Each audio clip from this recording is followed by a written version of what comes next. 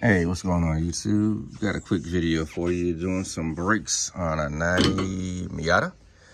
So a lot of people might have questions about it. First time I've ever seen it like this, and I'm not ashamed to say it. So you're doing the rear brakes. It's got the same setup like GM and everybody else uses the e-brake to pull the brake caliper tight. And what happens is when you take that off, you just assume that you can compress it. But with a little bit more investigation, you can't. It turns in just like the GM style, but there's no way to actually lock it. So what I've been using are these channel lock pliers. Seem to be working pretty good, but when you do it, it's not really scarring or anything, but take a little precaution when you're doing it. And I think this is set up to where when you turn a little bit, you can push it in the rest of the way.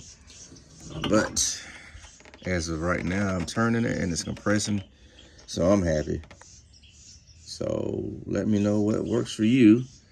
But this is what I know is a surefire way to get it to go back in. So continue to like, share, subscribe, and comment with any suggestions or anything else that you can think of dealing with a 90 Miata.